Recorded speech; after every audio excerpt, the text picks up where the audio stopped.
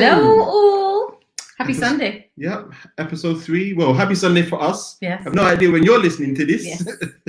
But yes, it is a great day today. Today is a day for us to be having episode 3 of the Antiracism Book Club. Yes. And that's with Gyles and Vanetta. Hi.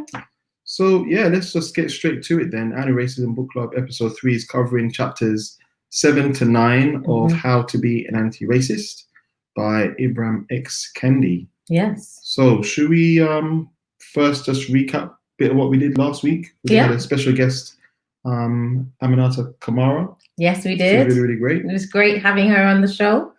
So yeah, last week we went through chapters 4 till 6. And we were dealing with issues around or matters around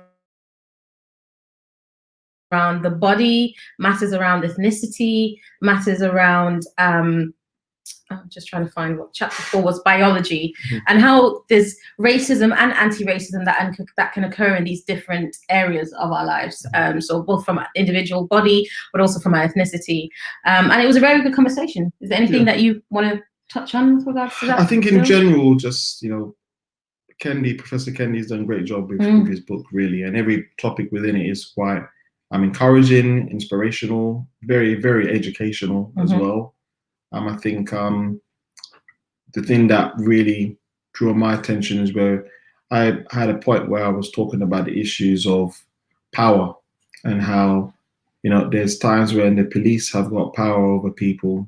And we're seeing this particularly in the States where you as a Black person, if you're not following orders by a police officer or you're not showing yourself to be in a particular way, then automatically you're a criminal and automatically you're endangering your life as a Black person.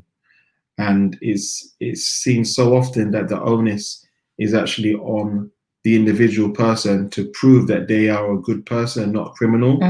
Otherwise, they're going to be killed. But you wouldn't say that to a rape victim. You should have been, less attractive. You shouldn't have been such a victim.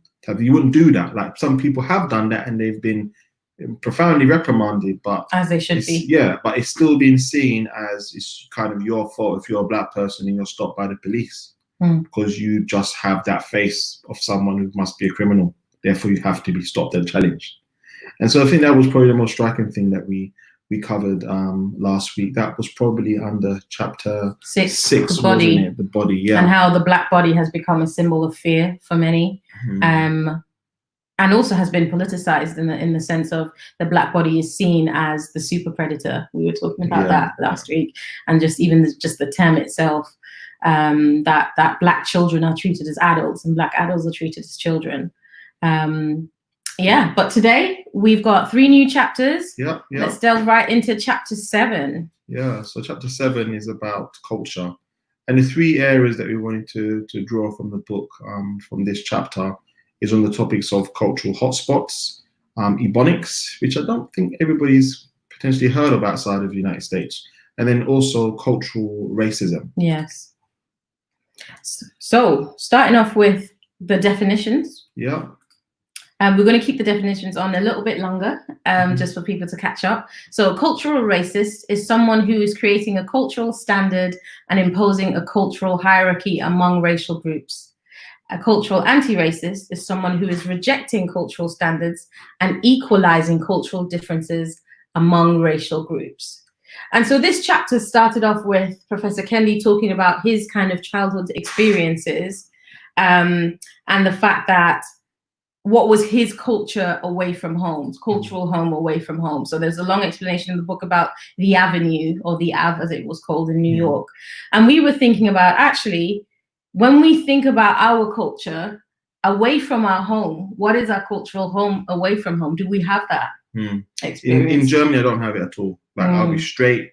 I don't have a cultural hotspot for me in Germany. I feel like a foreigner, not always in a bad way. Like I don't always feel victimized because of that, but definitely I feel different and definitely I feel alien. And I think as a result of that, it's meant that I don't feel as authentically me when I'm here. And there are definitely times I'm even feeling assimilated, which is a different topic which we covered more so in our first episode. And that's a problem, really. The fact that I can't really go somewhere to be myself other than when I'm at home. And home should always be a place where you feel like you can be yourself. Yeah. But there's many other people who can say, well, I can go to the pub, I could go to the skate park, I can go to the bingo hall, I can go to the golf course, I can go to the cinema, I can go to the theatre. Like, there's so many places people say that they can go to be themselves. I don't feel that. You being actually a German national, V, how do you feel about that, being in Germany now? I mean, for me, it's a very strange experience. And I think it has to do with the fact that actually it has always been a third culture for me anyway. And we're going to touch on one of the things that we're touching on is actually what does culture mean if you're a so-called third culture kid. So a third culture kid is where your parents are from a different culture and country than the one that you predominantly grew up in, but technically you're also not comparable to the people who are local in that country that you grew up in. So for myself, both of my parents are Sierra Leonean. They emigrated to Germany. I grew up in Germany. I don't look like a typical German, whatever that means, you know. So here I am navigating different cultures because I'm not really that welcome, and I'm welcome in Sierra Leone, but I'm not integrated. And at the same time, I have felt welcome in Germany, but I'm not really integrated. So I find it, I think it's a hard one. Like you said, it's, for me, if I look back at my history, my cultural hotspot as such was Leicester. You know, growing up in as a minority in Germany, being the only Black kid other than my brother, then having that shift to going to university, going to university and being around so many people of different cultures,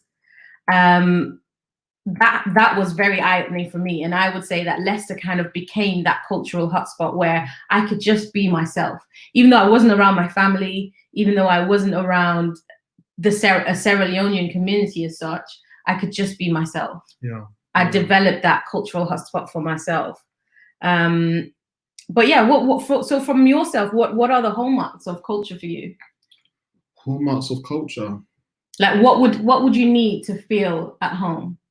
Definitely ingredients. That's by far the one that comes straight to mind. Like, just something is just having some fried plantain to have with your food. You can't do that in Germany. Where you finding plantain from? You can get some in Frankfurt, to be fair. I've not purchased it yet.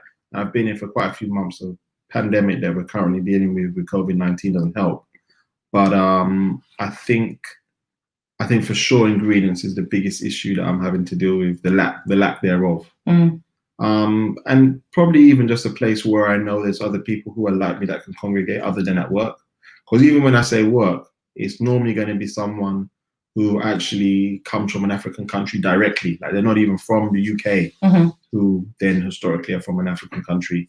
So I definitely feel quite isolated as someone who's Black British, and the Black part of my Britishness is from the Caribbean.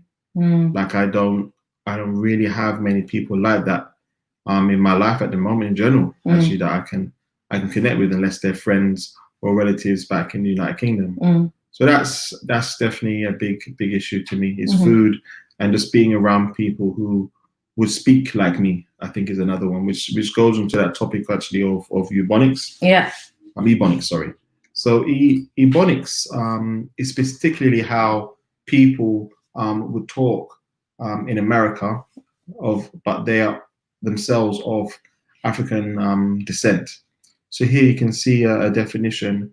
So it helps to dig back into the origins of Ebonics. Enslaved Africans formulated new languages in nearly every European colony in the Americas, including African American Ebonics, Jamaican Patois, Haitian Creole, Brazilian Kalunga, and Cubano. And now this is really, really important, the fact that this is just not really even understood fully, that, you know, these are languages. It's not a dialect we're talking about, it's actually a language. Now, everyone, in every one of these countries, racist power, those in control of government, academia, education, and media, has demeaned these African languages as dialects, as broken or improper or non-standard: French, Spanish, Dutch, Portuguese, or English. Now, this is very, very frustrating, because, you know, no one is ever going to say that, you know, English is broken Latin, even though that's what it precisely is.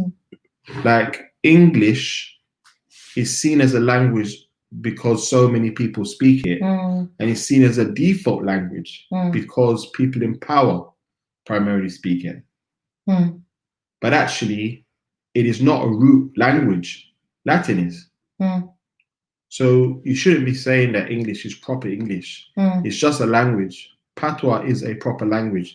If you can use it to communicate and get jobs done, to get people to be able to understand each other, that's a language. That's why people wouldn't trivialize sign language, for example. It's still language. You don't say, oh, this is just broken down English. No, it's a language outright. If people can communicate and get stuff done with it, then it's a language. You need to just recognize it as that. And this is a massive, massive problem, is that people are trivializing it because it is, you know, patois and other forms of languages that seem like English. They're just being seen as inferior because it's been spoken predominantly by Black people who aren't white. You know, it's painful. It's very, very frustrating, actually. But again, it plays into this whole concept of just the core of racism. It's the hierarchy of people groups. And so that means everything that affects these people groups is also subject to a hierarchy. You know, so that's why, you know, Professor Kendi makes that whole point about actually, you know, it's English is not a dialect of Latin. It's never seen as a dialect of Latin, or seen as broken German, which I find highly hilarious. You know, but because it comes from the racial hierarchy that is seen as dominant, it will never be seen as something broken or something improper. Because when it comes to culture, it's always about actually who is it that's putting themselves at the top of the hierarchy. Whatever they do is seen as the gold standard, and whatever is below that is therefore aiming towards that standard. And the main thing here is that it is ultimately racist to see that one language is better than another. You know, you shouldn't be able to judge one language as being better than another. If you can communicate, like there's people like, even myself, I've fallen victims. Like, I don't understand most Asian languages. They're very, very difficult to understand. But there's people that speak those languages exclusively who are billionaires. They're thriving, you know, huge communities of billions of people speaking these languages. It's like, well, actually, let's think about it. There's nothing wrong with the language. Just because you don't understand it doesn't mean that it's inferior. Exactly. And I guess also us being in Germany now, and obviously yourself navigating around it without the German culture, has its challenges as well, because we've had conversations with people who are like, they expect Gyles to learn German. And for me, it's like, yes, I want him to, because I want our future children to be able to speak both languages and speak to both of us in both languages, but it's not because German is better or whatever. Whereas it feels like when it comes to neighbors or work or whatever, friends who are just like, no, but we expect you to learn German because that is the way you assimilate to the culture. And again, we know that from previous chapters that assimilation is just as bad as segregation. They're both forms of racism. That's right. So the next topic then is more towards, you know, within cultural racism is what's being seen as civilized way of being a person of a particular culture, you know, and cultural racism really, you know, comes from this view of cultural standards, like what is the standard of being, you know, a man, a woman, a husband, a wife, a son, you know, a business owner, you know, a president, you know, a leader. You know, what does it mean to live up to any particular standard? And when standards are set by one racial group and hierarchies are introduced, this is, you know, what then leads to racism. Whereas, you know, anti-racist view on this is where actually you understand that culture is relative to whoever someone identifies with a particular culture. It's up to them. You know, and there's not a hierarchy. This is the whole point, that, you know, when we talk about civilized, which we shouldn't be talking about what is civilized and what is uncivilized, because you immediately put a hierarchy and a rank into it. You know, just because it didn't follow Greek elements of civilization, which is, I'm assuming, where our kind of modern concepts of civilization come from doesn't mean that is any less relevant. Yeah, yeah.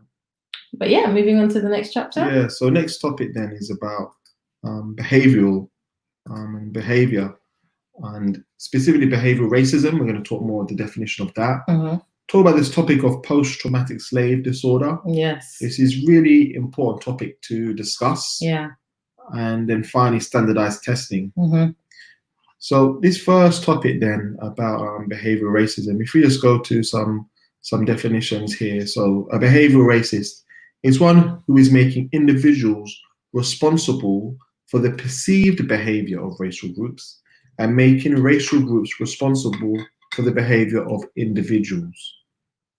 Then behavioral anti-racist is one who is making racial group behavior fictional and individual behavior real. So just emphasizing the fact that what you believe to be, for example, the behavior of Black people is what you believe is the behavior of Black people, because you are trying to summarize and basically have a stereotype of what behavior of Black people is. There is no Black behavior. You know, even as Black people, we need to be challenged by this. There is no one solitary Black behavior. There's behaviors that's done by people because of what they face in their environment, because of what they've been taught. And you might see a lot of similarities between large numbers of people, but actually behavior is an individual thing. You know, if you're just looking at the way we're dealing with the pandemic, you would think that if there is one message about the virus, that everybody would just therefore work and operate in the same way. They don't, because people can behave in individual ways. That's the inherent, you know, thing we all need to just accept, is that you can't judge a whole race or whole group of people based on behavior. Yeah. Everybody behaves in an individual way. And there's some really powerful quotes from Professor Kendi to kind of just point that, make that point clearer. So he says that asking every non-athletic Black person to become an Olympic hurdler and blaming them when they can't keep up is racist. One of racism's harms is the way it falls on the unexceptional Black person who is asked to be extraordinary just to survive. Yeah.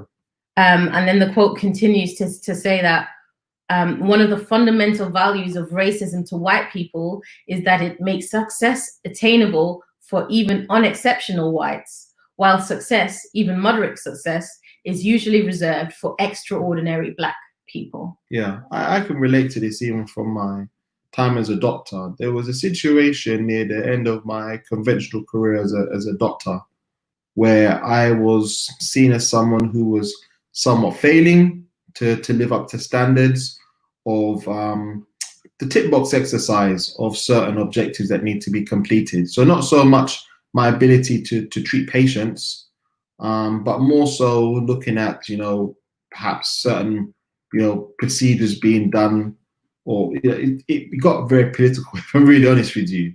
But the main point I want to highlight is that I was seen as having the same failings, in quote marks, should I say, as a white peer.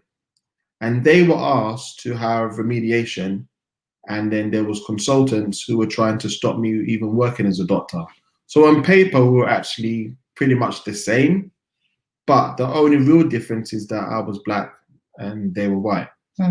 And I questioned this. And when I questioned this, it was very, very easy for the people who were evaluating my case to say, actually, you're not being treated fairly. Because no one was calling out the fact that there was racism at play here, where we're not being judged the same, even though on paper, what's being seen as the concern with training is exactly the same. And this is what people keep forgetting, is that even if you know, ask for a equal playing field, like equal opportunities, people need to then be receptive of you to recognize that actually they're not going to use prejudices to actually discriminate you. You know, to actually then be like, well, because you're Black, even though you have the same failings, you need to be even better, otherwise you're not joining the club. Yeah. Which is definitely how I felt for most of my professional career, even to this day. Yeah. I feel I have to work a little bit harder, be just a little bit better, if not a lot better than peers, to be recognized as bringing any value at all. Yeah, yeah. you feel the same way then? Yeah, I agree. I feel like it's almost like a rite of passage in a way in Black families, where you tell your children you have to work twice as hard to be recognized as just as good as your white peers. And that's not necessarily fair. Yeah. And yeah, Aminata, you mentioned, you think many Black people feel that pressure. Absolutely. We are always meant to be exceptional. We're always meant to be incredible. And actually, it's the whole thing of, are we letting the race down when we're not being anything other than exceptional, particularly in the areas that stereotypically Black people are supposed to be exceptional at? So let's think about, most people think Black people can cook. Most people think Black people can dance. Most people think Black people, or a lot of Black people are really good at sports. What happens when you don't meet any of these? Have you now become, you're seen as less Black? Exactly. Which is nonsense. Exactly. It's absolute nonsense. It's very, very frustrating because, this whole idea that you always have to be better than others is exhausting. It's really, really exhausting, because when can you actually just be good at what you want to be good at? Yeah. Yeah. And then the other thing is that, especially as someone who's changed careers, and I'm doing quite a unique career as a medical doctor, dealing with user experience, dealing with research and design of healthcare technology and services. You don't find many doctors that go into the field the way I have. In fact, I only know of, people I can count on one hand. And then automatically I feel, as a Black man that's in this field, that I've got a huge responsibility, not just to other clinicians who want to go down the path that I've gone down, but in particular Black clinicians, because I already know, as a Black clinician myself, how hard it is to find mentors that are helping you and really want you to succeed. Like, I'm not saying you can't have white mentors. In fact, I have quite a lot of mentors who don't identify as people of color, and that's absolutely wonderful. But there's so many times when you're actually completely alone. And, I find that it's, as much as everybody should make efforts to find a mentor, Black people do have to put in more efforts to find a mentor that actually they can relate to. Because when you look at the upper echelons of power within companies, within industries, you're not seeing enough people of color. This has been a massive problem for you. Of course, it's getting better, but it's nowhere good enough. Like, we can't say, oh, now we are seeing some Black females running businesses. Like, there's a Black female who's chair of John Lewis Partners. That's wonderful. But how many thousands, hundreds of thousands of companies in the United Kingdom, let alone the world, and that's not the case? Like, it's a drop in the ocean sort of opportunities that we're seeing. Is not that many. So there is still an onus that actually, you, as being someone Black, you've got to help other Black people, because it's hard. You just aren't being seen as equal simply because of color, not because of what you bring to the table, what skills you have, what training you have. I just want to touch on briefly this point of that Aminata, the question that you asked about, is being mediocre underrated? And I think that's such a good question, because I think for a lot of Black people, we don't get the option. Because we're the first, because we're the only, because we always have to be remarkable. We always have to be sensational to a certain extent. We always have to be exceptional, like Professor Kendi said. And so being mediocre is not, in a sea of Black people, is not a problem. But whenever we are in that minority, it's kind of, we have to be this model minority, which is oftentimes referred to as the Asian population. I think especially in America, there's this dynamic where Asians are seen as the model minority because they work hard, get good jobs, are very, very good at achieving in academia and things like that. So they're seen as, this is what the model minority looks like. And often Black people, because of stereotypes that are within the Black population, but also obviously racism outside of it, are always seen as, I don't want you to fulfill the stereotype of Black people being lazy. I don't want you to fulfill the stereotype of Black people only being good at sports and not being good at academia. So that's why there's always this pressure for us to be like, I have to show and push through and say that this is not me. I am different to what you think Black people are like. But it's because behavior has been racialized. That's right. So there's a quote here which I absolutely love. So racial group behavior is a figment of the racist imagination. Individual behaviors can shape the success of individuals, but policies determine the success of groups. And this is so true. You know, it ties into a topic later on about the fact that, you know, your environment, which is very heavily dictated to by policies, is what's going to affect your trajectory in life, the opportunities that you get. And we're not just talking about opportunities in the home. You know, we're talking about, you know, just opportunities in life in general. So yeah, and there's another quote here that we're wanting to highlight from the book. The anti-racism means separating the idea of a culture from the idea of behavior. Culture defines a group tradition that a particular racial group might share, but that is not shared among all individuals in that racial group or among all racial groups. Behavior defines the inherent human traits and potential that everyone shares. So if we're saying black people are lazy, that's racist. Because firstly, I know many black people where that is not the case whatsoever. How can that even be the case if you're saying, particularly if we look at the UK, right? Great example. The UK literally called people from the colonies to go to the UK to work as nurses, to work as transport workers, be it either on the buses or on the trains, or the mechanics that would be fixing those vehicles for public transport.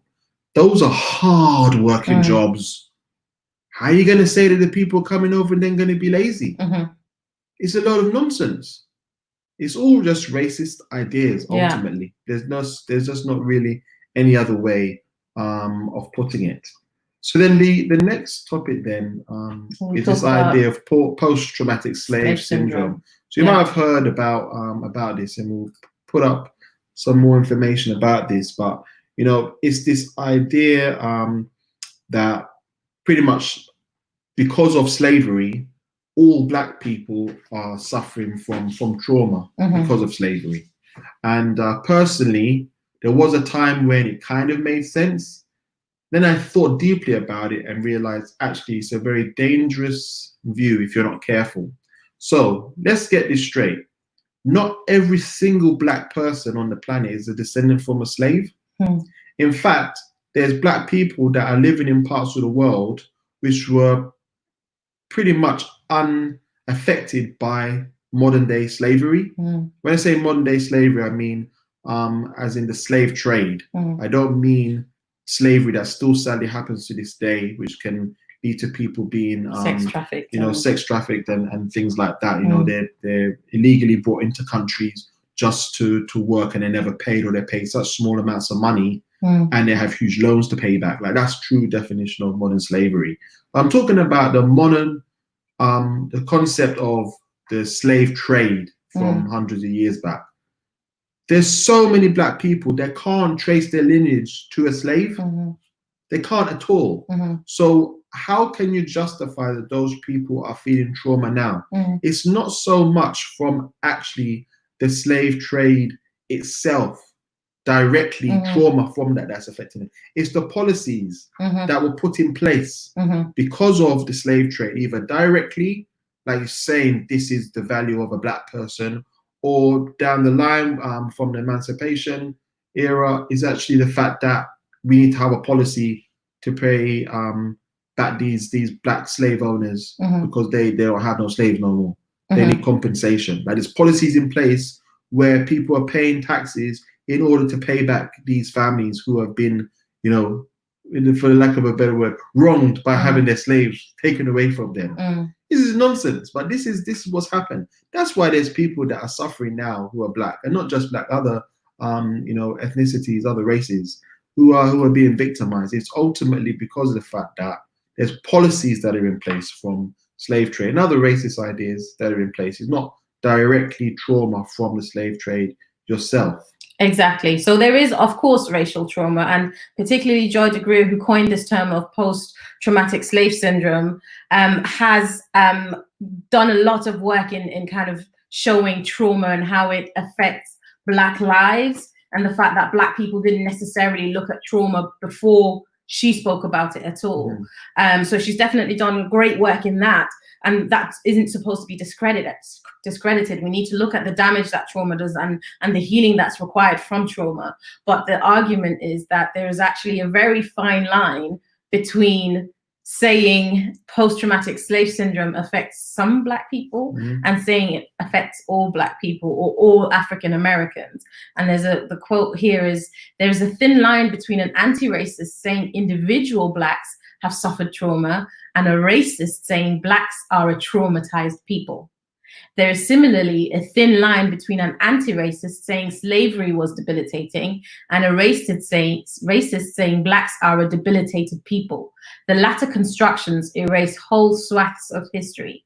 So, and this is where, because when I initially read it, I was like, well, I completely get the concept of post-traumatic stress syndrome, and particularly doing a bit more research myself around racial trauma and things like that. I completely understood why, this is a concept that needs to be considered.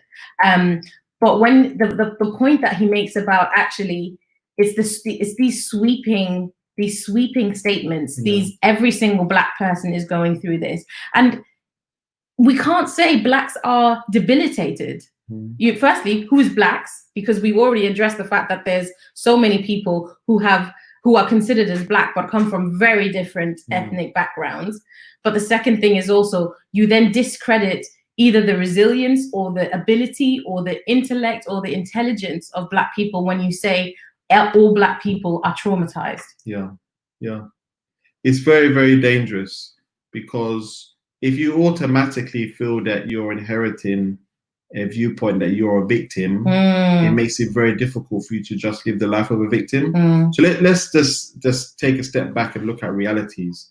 I'm sure you can speak to this fact yourself, Vanetta. When you are young, like under the age of 5, commonly, around 5, 6 years old is, I would say, a common age for this to happen. You're made aware that racism exists. And in particular, you're highlighted by parents, by loved ones, that you need to actually ensure that you keep yourself clean, you're very presentable, you're very polite, because you don't want the white people to say that you're not behaving yourself. This is a view that you will hear at home at a young age. I'm fairly certain you don't have these conversations in white homes. I don't believe that happens. I'm not saying that they're not told to behave themselves, be presentable, be polite, but it's the reason behind it. The reason we are told at young age is because we don't want to be victimized and seen as just a dirty Black child type thing, okay? And then you learn this has to be applied in so many aspects of your life. When you go to university, when you go to secondary/high school, when you go into the office, even when you are a specialist in your field and the most qualified person even in the room, you're still told that you need to prepare yourself for racial abuse in some shape or form, okay? Because there's expectations that people are going to have of you that you need to exceed, especially if the expectations of you are negative. You're going to have to work so hard to ensure that the understanding that what they see, what they experience of you is only positive, okay? Now, that having to be taught to you from a young age, if it's not done correctly, you're just going to feel yourself as being oppressed and always being victimized, to the point where you then don't try to actually do more than just be okay. Like you don't have much ambitions. Whether you have the opportunity to make those ambitions become a reality, you don't even try, because you've been deflated before you've even been inflated. You're not even given a chance, And so this is why you have to be careful with presenting the idea that life is going to be more difficult, because the truth is racism exists, so life is going to be more difficult, but it doesn't mean things are impossible. It doesn't mean that without having the right attitude and without applying yourself that you won't be able to succeed. So there is a balance that needs to be made here. Yeah, I think the only thing I would add is kind of this whole concept of learned helplessness in psychology, where we talk about the fact that if people are being put into a position where they're always being rescued, or they're always being seen as the victims that requires rescuing, or always being kind of coddled and comforted, they might start learning how to be helpless. Yeah. They learn how to be helpless because others have always been the rescuers, others have always been the ones that have kind of pulled them out of situations. And that's where we don't want to be. We want to get to the point where, you know, as Black people, yes, like you said, racism exists, is real, and it's affecting people on a real way. But at the same level, we don't want that to mean that every single Black person now stops having a sense of agency for their own life, having a sense of achievement, a sense of ambition for their own life. That's not what it's about.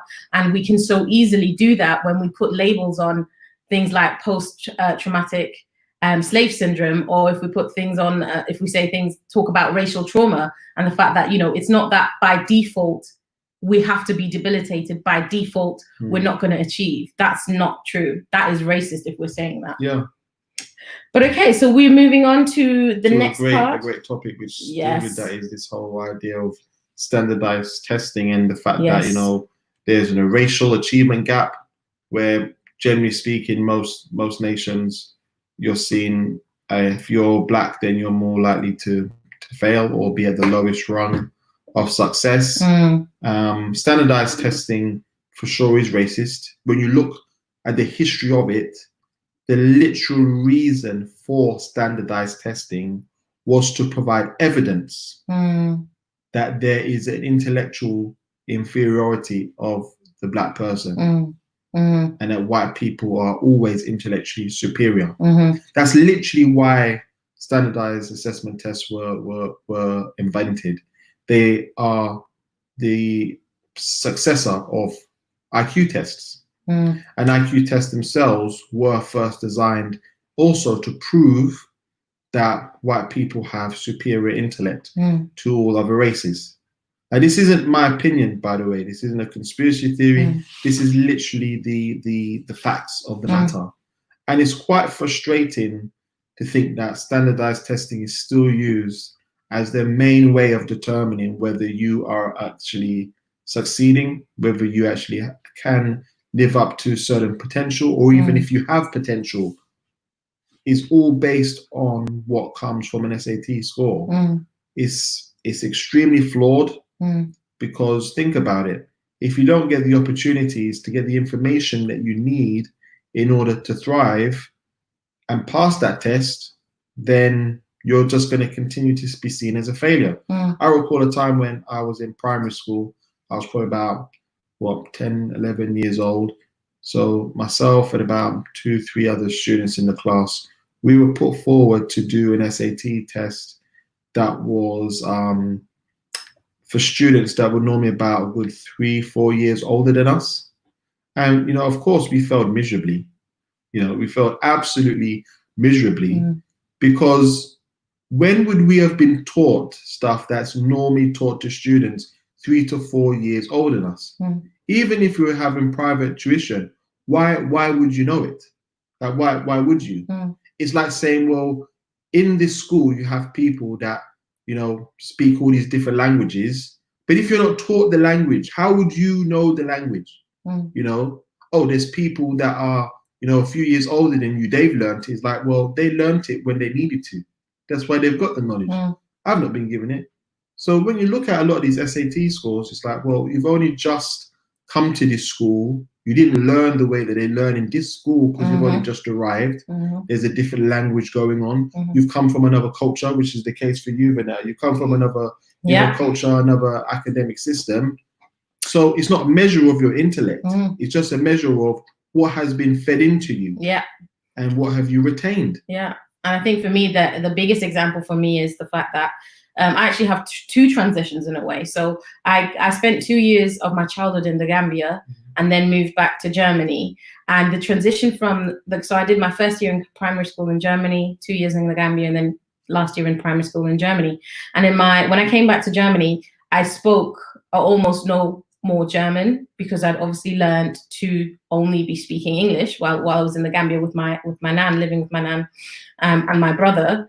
And so because of that, so in Germany, you immediately get put into sets after primary school based on what they believe your academic trajectory will be. So I was put into the middle set rather than the higher set because they were like, you don't really speak German as well as we'd like you to, so we'll put you in the middle set.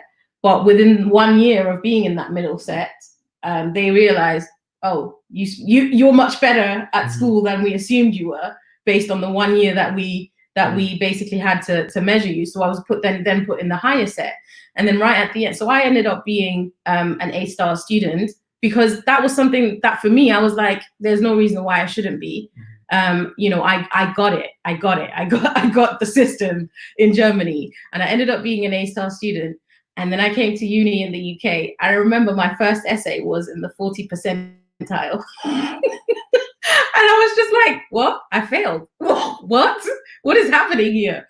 But again, because I had years of, I guess, my parents speaking into me, my school system speaking into me, my identity, I saw myself as an A-star student. So if I tackled that 40 whatever percent essay and thought, what is it that I need to learn? What is the system that I've missed learning because I didn't grow up in the UK? And how can I learn it for myself so that I can end up being a first-class student again? This is intellect. Yeah. It's not just intellect, though. It's also discipline. Yeah. And it's also just knowing if problem solving, like how do you solve the problem of you being brought into a new academic environment and you need to thrive? Now, these are actually qualities that can be taught or developed over time. If you're not given them as a foundation, then actually you're going to really suffer, to be honest. So it's about the way we learn, and Professor Kendi makes the point of, actually there is a specific way potentially to learn, and rather than standardizing tests, maybe we need to look at standardizing opportunities for people. Yeah, just a wonderful quote from him here as well, just to elaborate on the points made, is the use of standardized tests to measure aptitude and intelligence is one of the most effective racist policies ever devised to degrade Black minds and legally exclude Black bodies. We degrade Black minds every time we speak of an academic achievement gap based on these numbers. You know, it's just a straight up lie. And furthermore, you know, the acceptance of an academic achievement gap is just the latest method of reinforcing the oldest racist idea that Black intellectual inferiority, you know, is real, and it's not real. So there is no Black inferiority. In fact, intellect is not related to race at all. Exactly. It's got nothing to do with race. None it's at got all. everything to do with what are you fed, what are you given, what knowledge are you being provided with. Yeah. So you can then thrive. So he says that the summary of that kind of chapter is that actually the racial problem is a problem of an opportunity gap rather than it being an achievement gap. Yeah. So moving on then to the final chapter, chapter 9. From what we've read over the past week. Here we talk about two main topics. So it's post-racial beauty ideals as well as colorism, and just providing some definitions for those as well. So colorism is a powerful collection of racist policies that lead to inequities between light people and dark people, supported by racist ideas about light and dark people. Whereas color anti-racist is a powerful collection of anti-racist policies that lead to equity between light people and dark people, supported by anti-racist ideas about light and dark people.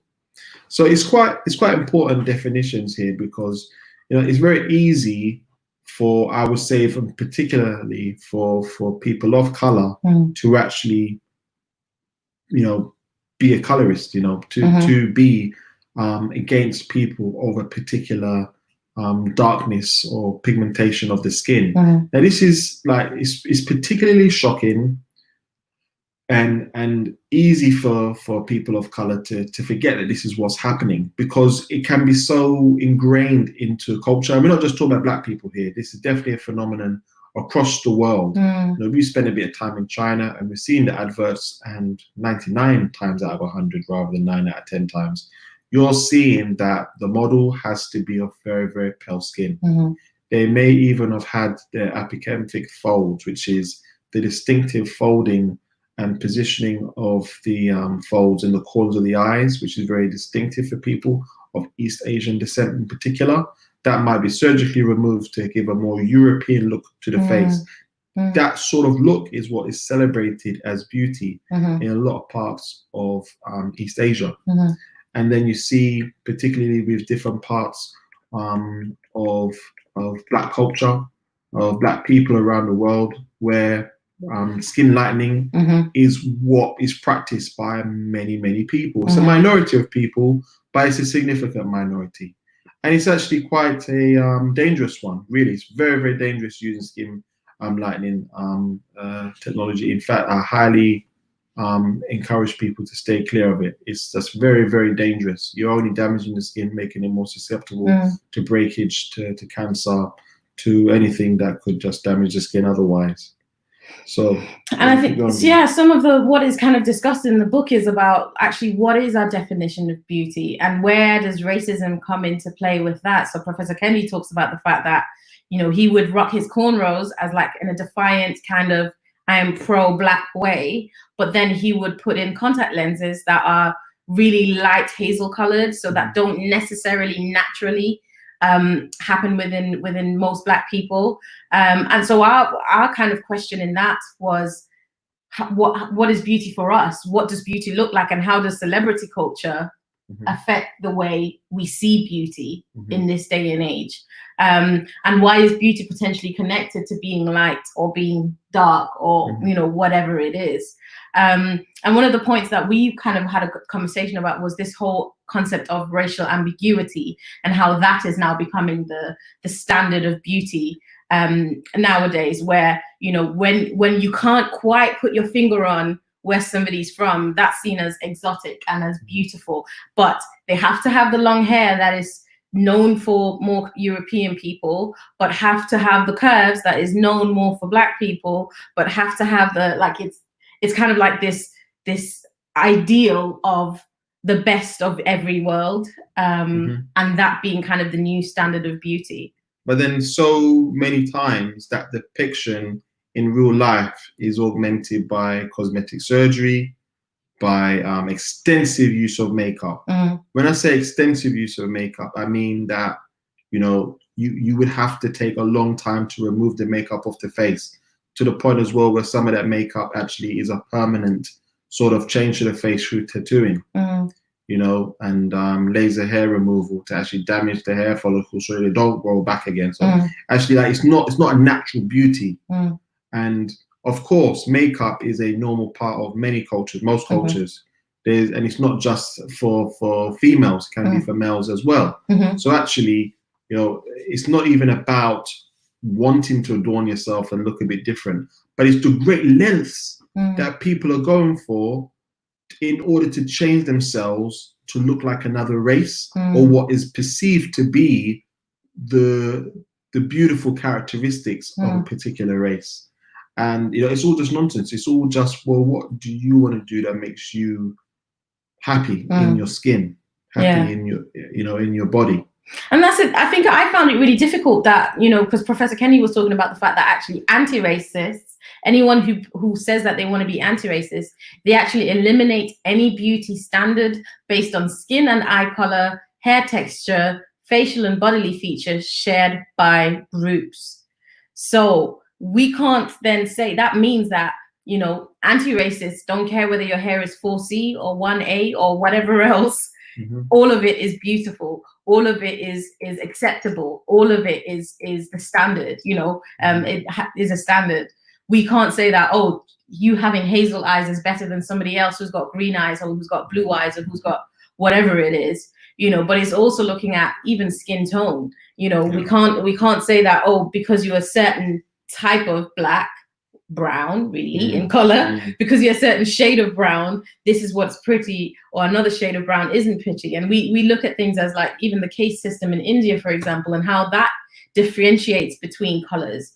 And the point is made about the fact that some of us, because we're so aware and focused on racism, so the kind of discrimination between the races, so let's say white and Black, we don't realize how much iniquities are within the race, but within the different colors of the race. There are. For sure, generally speaking, the lighter skinned you are, the more likely that you're going to get a job, you'll get a mortgage, you're seen as intelligent, you're seen as less violent, you're seen as polite and approachable or friendly. Like so many qualities that you will see as positive or achieving success is more likely to be the case the lighter your skin is. So it's not just lighter your skin is between races. Like if you're seen as you're just white, you know, many generations, you're just known that people have been of, you know, Caucasian descent.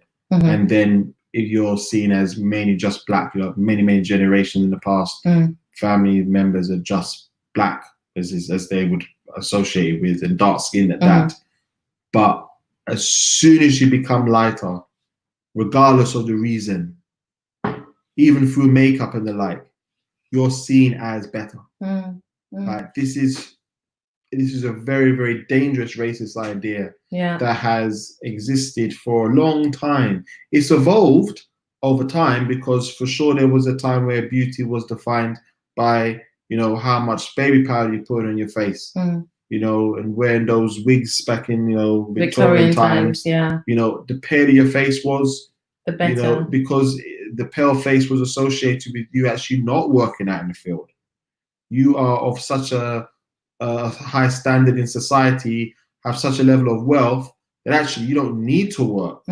So therefore you're more beautiful because of your standing in society. Whereas now, I would say that a lot of people are seeing, you know, the darker skin as associated with you being able to actually sunbathe, you having the ability to go out and enjoy yourself in the sun, not so much to work, which happens from going on holidays. And for a lot of people, going on a holiday to get such sunlight means actually having the money to go on holiday on a plane. And that actually is more so associated with wealth now. You know, of course, if you're living in a country that's got, you know, a lot of sunlight anyway and good heat, then that's different. But generally speaking, that's what's leading to this. And then celebrity culture for sure is just making it more and more complicated. So colorism is still like a really terrible issue. I think just in part of the final comments with this, there's another quote that comes from Kendi's book. You know, the inequities between the races overshadow inequities within the races. Dark people often fail to see colorism as they regularly experience it. And I think this definitely even happens with racism. I think for sure, as you know, someone who's Black British but now living in Germany, and for many other people who come from other countries but are also Black, and they come to Germany or other European countries, it's very easy that because no one is actually calling you the N-word, because people aren't pushing you out the way and pretending that you're not there or deliberately ignoring you in conversation, because there isn't a very obvious forms of discrimination, they feel that they're not being victims of racism at all.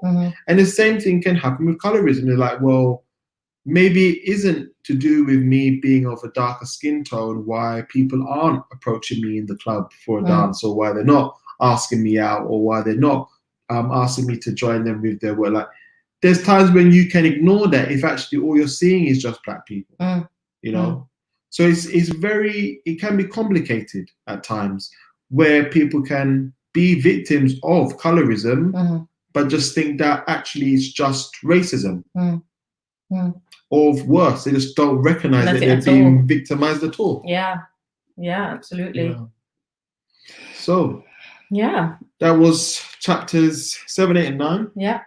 I think again, like Professor Kendi, he's hit the mark with this book. Like, he's really provided a great balance between definitions as well as highlighting some core statistics. We didn't pull so much out this week. They're very Americanized, to be fair, but you know, in general, his statistics really do support what he's saying, and you never really feel that what he's saying is just sort of like empty opinions. It is based on his passion and interest on learning from the past and seeing the root causes of things. And then you realize that this man is not just writing opinions, he's writing facts. Like, there is a clear history from present day issues with racism, particularly, for example, with SATs, that goes back to the racist idea, the racist belief that many academics held that actually white people are more intelligent than black people. Mm. There's literally a direct link. Like, you see the history. Yeah. And that's what makes one key part of what makes Professor Kendi's book so powerful, is that he's using history to teach us. Mm. It's not just opinions of someone who is just very educated. Mm. You know, knowledge is power, as they say. Yes. I'm really happy to know that where I'm learning these definitions, I feel a lot more powerful. Mm. And I feel powerful in a truest sense of the word. Like, I feel stronger Mm-hmm. in myself because of this knowledge that I've been given. Mm-hmm. I feel like my eyes have been open to a lot of truths. Mm-hmm. So yeah, I just celebrate what Professor Kendi's done with this book. I'm looking forward to continuing with further chapters for the week ahead. Yeah, I think for me, I also really appreciate being able to decode something that has been so emotional. Yeah. Because this is our life. You know, That's this right. is, at the end of the day, this is our life that we're talking about. We have seen generations after generations of Black people being mistreated, both in public and in private, where we might have not even been privy to that, because of the color of their skin, because of their culture, because of behavioral attributes that have been accredited to the whole racial group. So this, of course, this conversation is often very emotive and often very like leaning towards emotions of trauma, of being very sensitive. That's it. That's the word I'm looking for. Very sensitive. But actually, what I believe this book is doing, it's breaking down the conversation into something that is more tangible, into something that is more discussional. You know, where it's not just about emotions, it's also about data, it's also about science, it's also about history of how things have developed throughout.